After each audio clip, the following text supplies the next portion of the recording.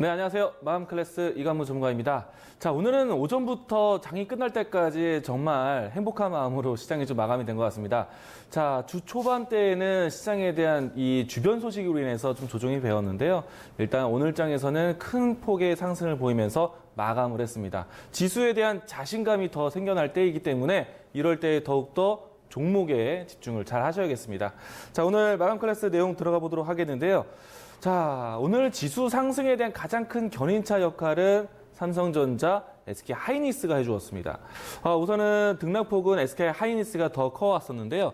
자, 우선 SK하이닉스와 삼성전자의 호재로 작용된 뉴스가 3분기가 되면 메모리의 이 가격 그리고 이 메모리 산업에 대한 부분들이 회복이 될 것이다. 그래서 이 주요 매출, 주요 이 담당하고 있는 메모리에 대한 가격 상승까지 기대가 돼서 올라왔는데요.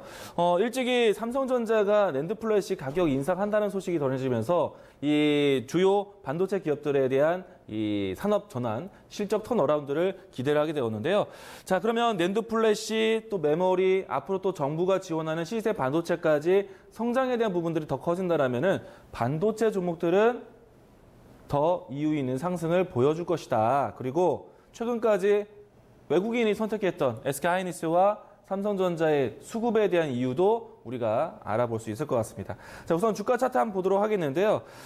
사실 이 반도체 산업만을 봤을 때 삼성전자는 가전제품이라든지 스마트 기기에 대한 사업부가 있다 보니 더 집중해서 SK하이닉스를 선택하자라고 이야기를 드려왔었고요. 주가를 보시게 되면은 제가 이 7월 1일부터 해서 시장에 대한 흐름들이 나타났을 때, 그러니까 주가가 66,000원대부터 해서 반도체 수급과 함께 봐야 되는데 SK하이닉스 사자 대놓고 이야기를 들어왔었는데, 자, 오늘 최근에 고점까지 해서 주가 상승세가 18% 이상 올라왔습니다.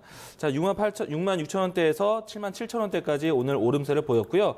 자, 그리고 앞으로 이 시장 경기에 대한 회복대를 본다라면은 지난 이 경기가 좋았을 때 정점 자리까지, 그러니까 지수와 연관지어서 봐야 된다라고 말씀을 드렸어요. 그래서 SK하이닉스의 목표가는 최근 고점 자리에 8만 원대가 아니라 9만 원대까지의 움직임을 보셔야 되는데, 사실 오늘 자리에서 이 수급에 대한 부분들이 이 SK하이닉스가 조금은 부진한 모습으로 연출이 되었습니다.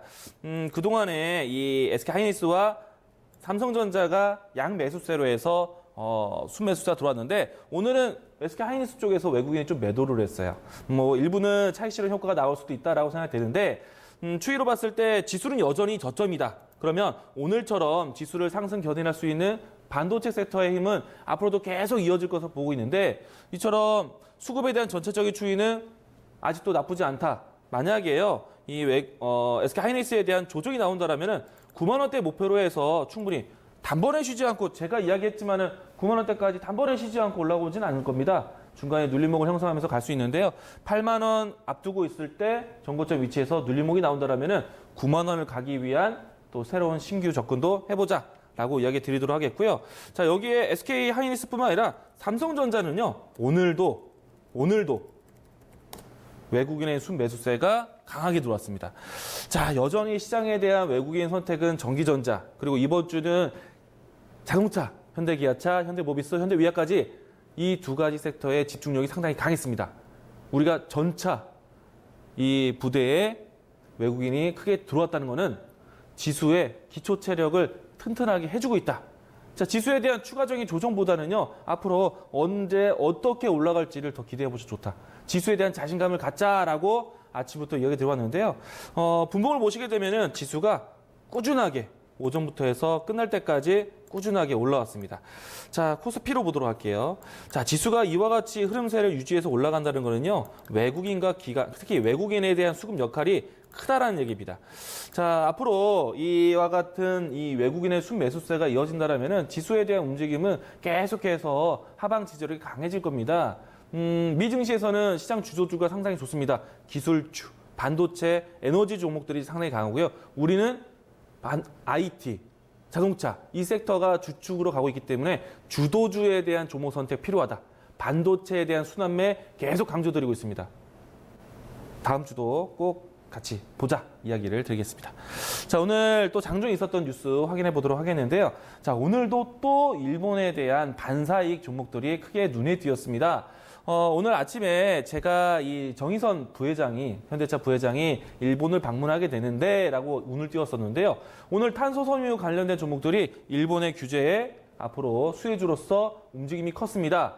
이 탄소 섬유는요, 자동차 부품으로 많이 들어가게 됩니다.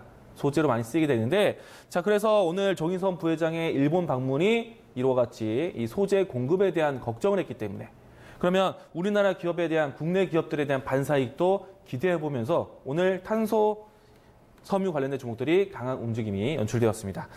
자, 대표 종목으로 해서 오늘 아침에 제가 아침에 움직였던 종목도 보게 되면요. 아진산업도 장 초반에 크게 시세를 보였던 이유도 탄소 섬유로 크게 움직임이 나왔는데요. 장이 끝날 때까지 강한 모습을 지켜준 거는 코오롱 플라스틱이 양봉으로 꾸준하게 추세를 유지해 줬습니다.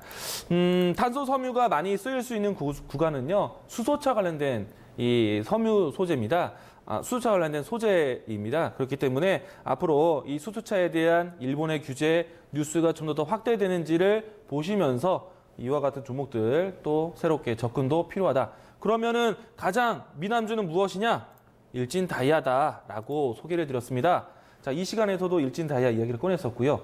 어제는 실적으로 올랐고요. 오늘은 또 탄소 섬유로 또 주목을 받아왔습니다. 앞으로 이 종목이요. 신고가까지는 자리가 아직 많이 남았기 때문에 가격에 대한 지지 라인 때 확인하면서 접근하시면 좋을 것 같고요.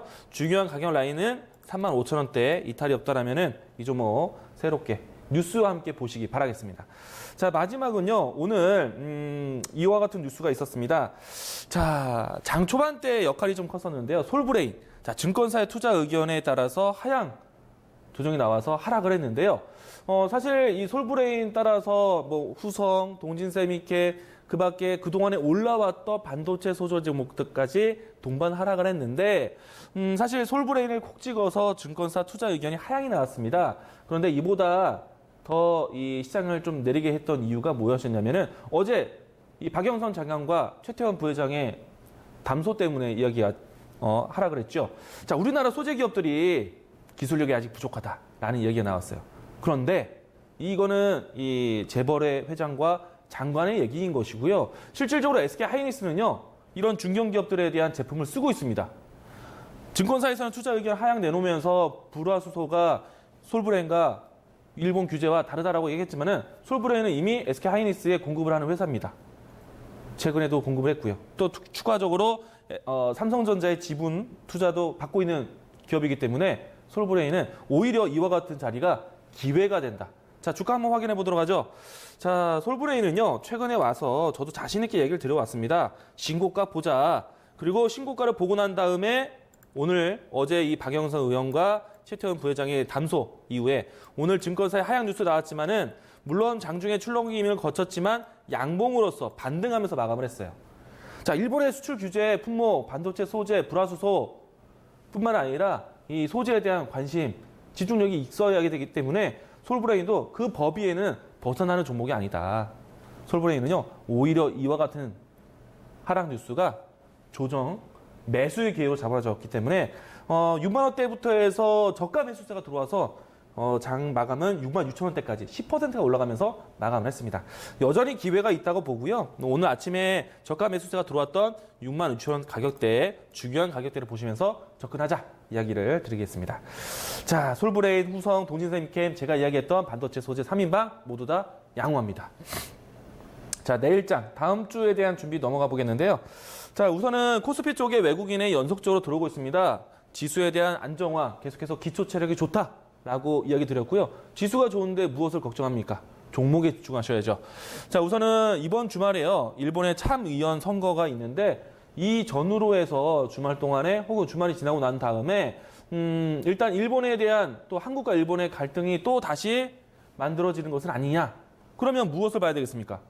일본의 갈등이 또 커진다. 일본의 규제가 또 나온다. 국산화, 반사이, 뉴스 또 잡으셔야 돼요. 오늘 움직였던 종목들 역시나 반사이익으로 올라갔고 그러면 가장 우리가 예상할 수 있는 산업들 반도체, 2차전지, 수소차 다음 주에도 연속적인 이와 같은 뉴스와 함께 보셔야 됩니다. 반도체 소재는 이미 우리가 알고 있는 내용이기 때문에 계속해서 순환매를 보시고 2차 전지와 수소차에 대한 뉴스도 기다려보시면 좋겠다. 이야기를 드리겠습니다. 자, 지수보다 종목에 집중하는 시장, 편안하게 시장을 적극적으로 참여해 보시기 바라겠습니다. 마음클래스 이렇게 정리하겠습니다.